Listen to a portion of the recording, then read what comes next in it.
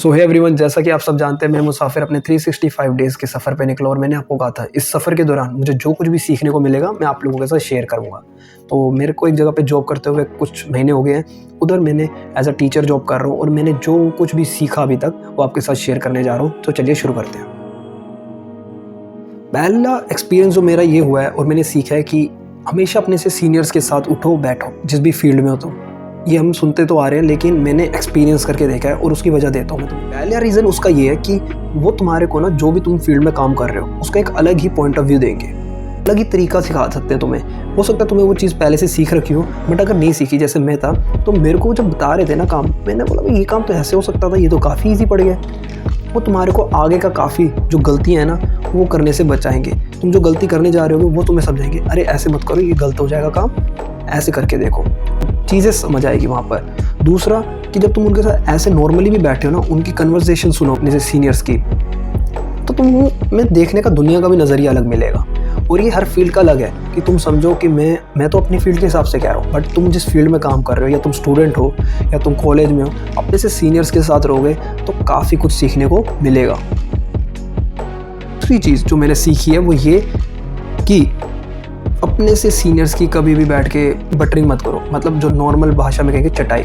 होता क्या है, मैंने ये खुद अपनी आंखों से देखा है। एक बंदा बैठ के सर को तारीफ़ें कर रहा था, मतलब एक होती है कि तारीफ़ करनी दिल से, एक होती है कि बात को ऐसे करना कि भाई इतनी तो है ही नहीं ये बात, क्यों कह रहे हो ऐसे तुम।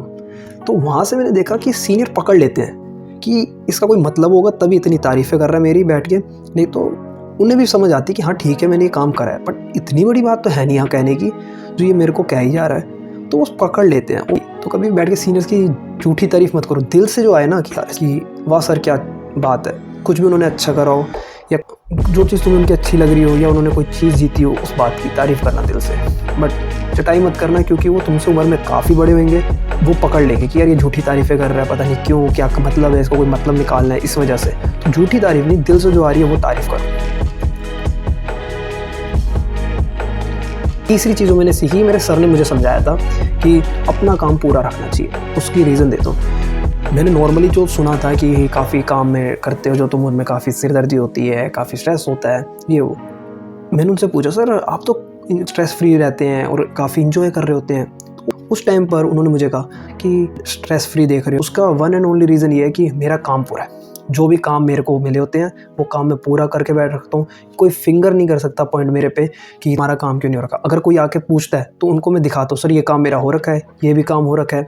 अब तो वहाँ से मैंने ये सीखा कि अगर मैं भी अपना काम पूरा रखता हूँ टिप टू टॉप, तो कोई मुझे ये नहीं कह सकता आके कि तुम यहाँ पे वेले क्यों बैठे हुए हो, टाइम पास क्यों कर रहे हो। तो उस टाइम पे मैं भी कह सकता हूँ कि सर मेरा काम पूरा है, तो मैं थोड़ा फ्री था मेरे पास टाइम, तो मैं यहाँ बैठा हुआ हूँ।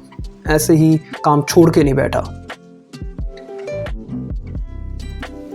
काम कभी ख़त्म नहीं होगा। ये भी मेरे को मेरे सीनियर्स ने समझाया कि जो भी तुम काम कर रहे हो ना उसको ख़त्म होना ही नहीं, एंड कभी होना ही नहीं है। तुम सोचो मैं ये कर लूँगा तो उसके बाद दूसरा काम आएगा, फिर तीसरा काम आएगा, फिर चौथा काम आएगा, काम ख़त्म होना नहीं है। तो इतना सिर दर्द नहीं लेना होता कि ये भी कर लूँ फिर ये कर लूँ, क्योंकि अगर एक काम फिनिश होगा ना उसके बाद दूसरा काम आ जाएगा, फिर तीसरा आ जाएगा। तो तुम ये सोचो कि जल्दबाजी, कुछ काम होते हैं जो तुम जल्दी कर ही नहीं सकते क्योंकि उसमें तुम अकेले नहीं हो, इंटरडिपेंडेंट हो। तो कभी ये सोचो कि यार ये काम जल्दी क्यों नहीं हो रहा। और मैंने देखा है, फील करा है कि तुम ना स्ट्रेस में आ जाते हो, यार ये क्यों नहीं हो रहा, यार ये क्यों नहीं हो रहा, ये क्यों नहीं हो रहा। तो कुछ कामों को ना जो तुम्हारे हाथ में वो तुम पूरा कर सकते हो, लेकिन जहाँ पे तुम किसी पे डिपेंडेंट हो ना उसमें तुम कुछ नहीं कर सकते। तो स्ट्रेस लेने की जरूरत नहीं है कि ये काम हो जाए। कुछ काम अपने टाइम पर सही वक्त पर ही जाकर पूरे होंगे, ये मैंने सीखा है। अगली चीज़ जो मैंने सीखी है कि इट टेक टाइम्स। तुम जो भी काम जिस भी फील्ड में अभी घुसे हो, जिस भी फील्ड में तुम एंटर करे हो, जिस भी फील्ड में तुम आए हो, इट टेक टाइम्स। तुम सोचो कि जल्दी से मैं हो जाऊँ, ये रियल लाइफ है ना कि रील की लाइफ। ये यूपीएससी है, यूपीएससी निकलता नहीं है आसानी से। ते किन्ने चारे नी गिन गिन के दिल तोड़ती टुट तारे नी रेहानी होने एतबार सोहणिए रेहानी होने एतबार।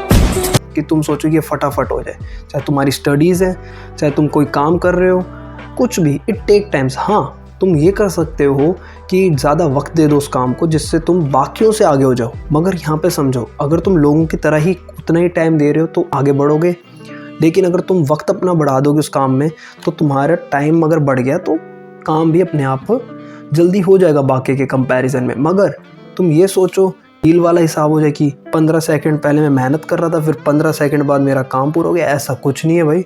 वक्त देना पड़ता है। अब तुम लोगों से ज़्यादा जल्दी 2-2 घंटे करके दे रहे थे, तुम वो सारे एक साथ टाइम दे दोगे तो हो सकता है कि तुम लोगों से आगे हो जाओ, बट टाइम लगेगा। होता क्या, जो एनवायरनमेंट है ना उसमें ढलने में टाइम लगता है, बॉडी को, माइंड को।